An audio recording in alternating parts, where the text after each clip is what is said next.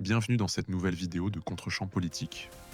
Le rapporteur met Rachida Dati face à un paradoxe incroyable.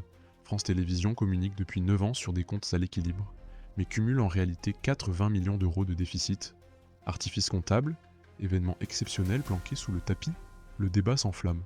Rachida Dati défend la légalité des comptes. Un échange technique mais explosif sur la vérité des chiffres. J'aimerais solliciter aussi votre avis sur la communication officielle de France Télévisions et notamment de Madame Ernotte sur l'état des comptes et l'état financier de France Télévisions.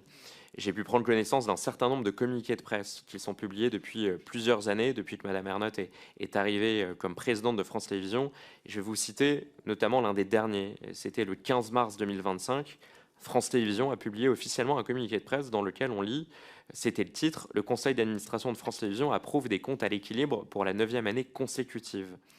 Pourtant, on a appris quelques semaines seulement après, selon le rapport de la Cour des comptes, que le résultat net du groupe était déficitaire à 3 reprises, en 2018, en 2021, en 2022. Que le résultat d'exploitation était lui aussi déficitaire à 5 reprises, en 2020, en 2021, en 2022, en 2023 et en 2024. Et pourtant, le communiqué de presse est assez court, je l'ai lu. Il parle, je le cite, de politique de gestion rigoureuse du groupe, de pilotage dynamique de ses ressources, de maîtrise de ses dépenses. Ce communiqué de presse, et c'est l'un des objets de cette commission d'enquête, laisse penser que France Télévisions a procédé, avec peut-être l'aide de ses commissaires aux comptes, à certains artifices comptables dans l'unique but de dissimuler la réalité de sa situation financière, ou en tout cas de la dissimuler officiellement dans sa communication à quelques semaines d'une décision de renouvellement de Delphine Ernotte pour un 3e mandat à la tête de France Télévisions. Ma question est donc la suivante. Comment est-ce que vous expliquez une telle différence entre la communication officielle des dirigeants du groupe, de Delphine Ernotte, et la réalité financière accablante témoignée par le rapport de la Cour des comptes? Alors, d'employer des termes d'artifice comptable, ça voudrait dire qu'il y a un engagement de la responsabilité, y compris de l'État. Enfin, moi, j'ai été directeur financier, j'ai été contrôleur de gestion, et donc, si vous faites des artifices comptables, donc vous faites défaut. Voilà. Donc, et ça n'est pas le cas. Si on prend c'est pour ça que je demandais, vous avez la dernière page dans le rapport de la Cour des comptes, et c'est avant le résultat d'exploitation, avant transformation, notamment de Salto, avant événement extraordinaire, et ça existe, même dans la gestion de toute entreprise, vous êtes évidemment à l'équilibre. Enfin, les communiqués de presse ne sont pas des faux. Il n'y a pas eu d'artifice comptable. Quand vous connaissez le fonctionnement d'une comptabilité, ce qui est dans le rapport de la Cour des comptes est tout à fait légal et vrai.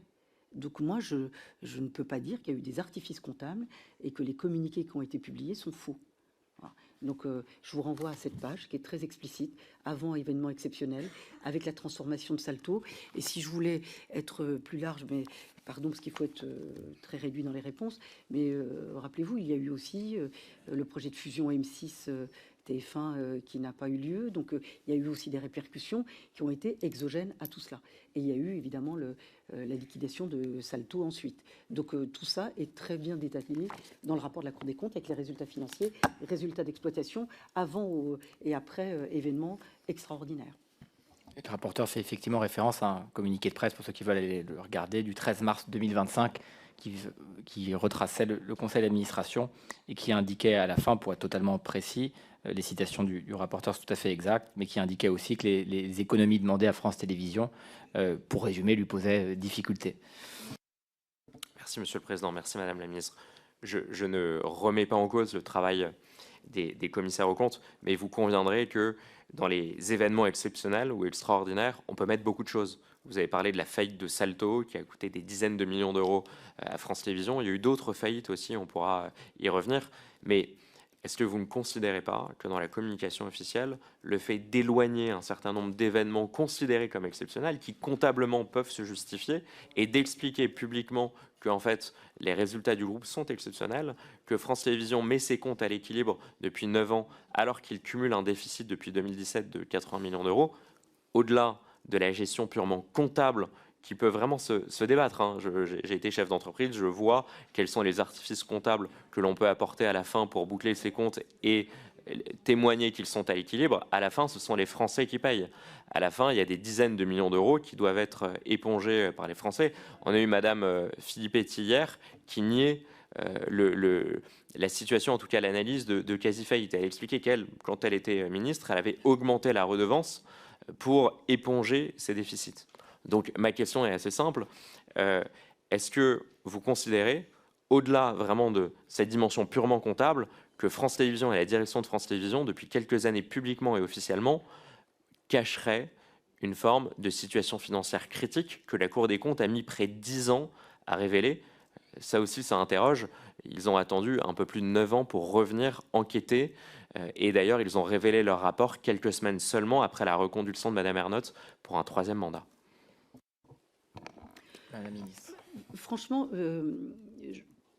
moi, j'entends vos questions et moi, je vous le dis aussi tel que je le pense. Peut-être que j'outrepasse un peu ma mission. Vos questions, elles sont légitimes. Moi, je trouve que cette commission, elle a une vertu, c'est de poser les choses et de pouvoir les expliquer. Donc, vos questions, vos interrogations sont légitimes parce qu'il s'agit de l'argent des Français, donc de dire. Et donc, ça nous permet aussi à nous d'expliquer le fonctionnement. J'ai eu le cas récemment, Monsieur le Président parlait du musée du Louvre. Parfois, on a l'impression que la tutelle est en gestion directe de certaines sociétés ou des opérateurs. Ça n'est pas le cas. Il y a une autonomie de gestion, il y a une indépendance s'agissant de l'audiovisuel public, et donc c'est une réalité. Ensuite, il n'y a pas que le ministère de la Culture, comme vous le savez, au Conseil d'administration, il y a l'APE, il y a le ministère des Finances, et tout ça est approuvé. Ce n'est pas des communiqués individuels par une personne toute seule dans un coin. Tout est public. La comptabilité est accessible. Et toutes les interrogations que vous posez, vous pouvez également les poser aux différentes institutions qui ont une tutelle directe ou indirecte, puisque le ministère des Finances est quand même aussi au Conseil, et également les commissaires en compte. Mais tout est public. Et le résultat d'exploitation, puisque vous disiez vous-même que vous étiez chef d'entreprise, c'est l'indicateur de base important, puisque l'événement exceptionnel vient corriger le résultat d'exploitation éventuellement, mais ce qui compte, c'est le résultat d'exploitation, hors événement exceptionnel. Et vous avez raison aussi de souligner, parfois, on peut mettre, c'est toute la discussion qu'on peut avoir avec les commissaires aux comptes, les experts comptables, avec les comptables, y compris en conseil d'administration, de savoir ce qui est un événement exceptionnel, une dépense exceptionnelle, quelque chose qui n'a pas lieu d'être. Et parfois, vous réintégrez des dépenses, vous le savez bien, et avant résultat d'exploitation. Là, tout ce qui a été fait en toute transparence et évidemment de manière, j'allais dire, à la fois légitime et à la fois légale. Donc c'est pour ça que je ne sais pas si vous avez entendu ou les commissaires aux comptes ou d'autres institutions en ce sens, mais là-dessus c'est très clair et très transparent. Dites-nous en commentaire ce que vous en avez pensé et abonnez-vous pour ne rien manquer des prochaines séquences parlementaires. À très vite sur Contre-champ politique.